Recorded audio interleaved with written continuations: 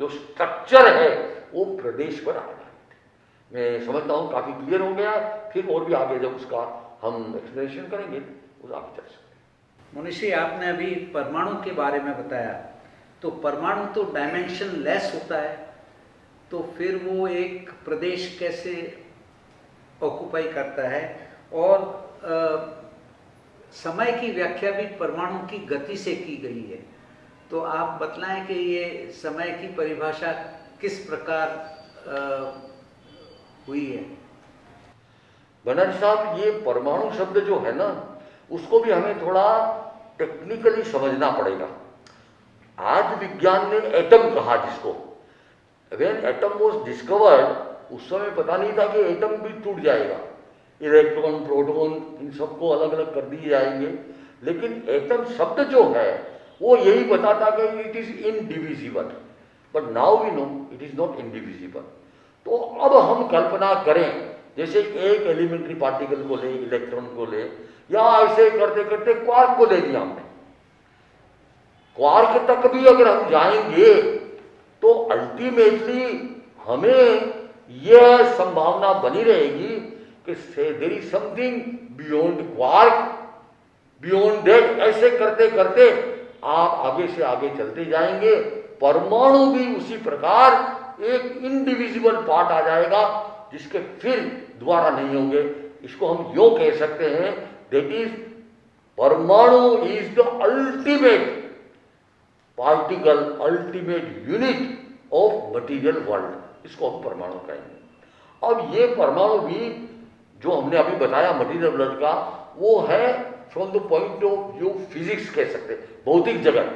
लेकिन उसी प्रकार से जब हम दूसरे द्रव्यों की परिभाषा करते हैं तो वहां पर यह बताया जाता है कि आकाश का जो अल्टीमेट प्रदेश है, जिसको हम कहते हैं आकाश का एक प्रदेश, टाइम का जो अल्टीमेट यूनिट है उसको हम कहते हैं टाइम का एक अंश, अल्टीमेट अविभाज्य, जिसका नामकरण किया है समय। अब समय और परमाणु, इसको जब हम कंपेयर या उसके साथ में एसोसिएशन करते हैं तो परमाणु गति करता है और समय बीतता है। हमारी जो नॉर्मल वेलोसिटी है चलने की या रॉकेट की भी ले लीजिए, up to some kilometers per second light can travel at the speed of C 1,86,000 miles per second रफली, और 3,000 किलोमीटर पर सेकंड रफली। परमाणु इससे भी तेज भाग सकता है, बहुत छोटा पार्टिकल है। तो अब ये कल्पना की गई कि एक परमाणु गति जब करता है तो कितना समय लगेगा। उसके आधार पर समय को समझने के लिए परमाणु की गति के द्वारा उसको समझाया गया है। मूल में समय अपने आप में परमाणु की गति से कोई संबंध नहीं रखता। समय का जो फ्लो है, एक प्रकार से हम अगर देखें तो जो क्वांटम थियरी में बताया है कि एनर्जी जो है वो क्वांटम में फ्लो करेगी, पैकेट में, उससे कम नहीं होगी। उसी प्रकार से एक हम कल्पना करें समय का flow from infinite past to infinite future, उसमें एक जो समय है वो प्रेजेंट है, जिसको हम प्रेजेंट समय कहते हैं, इंस्टेंट प्रेजेंट। वो चला जाएगा, फिर नेक्स्ट, फिर नेक्स्ट, ऐसे। अब हम ये कल्पना करें कि वो एक समय है वो कितना होगा, तो उसके और भी बहुत उदाहरण दिए गए हैं समझाने के लिए। जैसे एक उदाहरण आता है कि एक आदमी 100 कमल के पत्ते हाथ में लेता है, 100 पत्ते, एक के ऊपर एक, एक 100 पत्ते कमल के, और एक नीडल लेता है हाथ में, इतनी पेनिट्रेट करना, मतलब मही, बहुत ही जो उसकी है एकदम वो माइक्रोस्कोपिक उसकी वो होती पॉइंट होता है। अब उससे उसको छेदन करता है। अब किसी को पूछा जाए कि ये जो 100 पत्ते थे उसमें जो छेदन हुआ तो पहला पत्ता कब छेदा गया, दूसरा कब, अब वो तो कहता ऐसा इतना करने में तो सब छेद लिए गए। उसके द्वारा बताया जाता है कि एक और दूसरे के बीच में जो समय है उसको समय कहा। वो इसमें जैसे 100 है, ऐसे 1000 ले लो, लाख ले लो, संख्यात ले लो, असंख्यात ले लो, उसको जब आप छेदन करोगे उसमें एक और दूसरे के बीच में जो टाइम होगा वो समय होगा।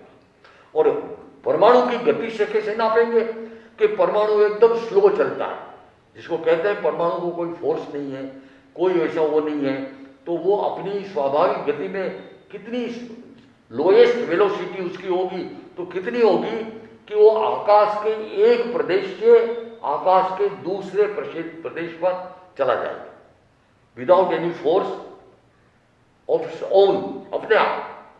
तो उसमें उसको जो समय लगेगा उसका नाम है एक समय।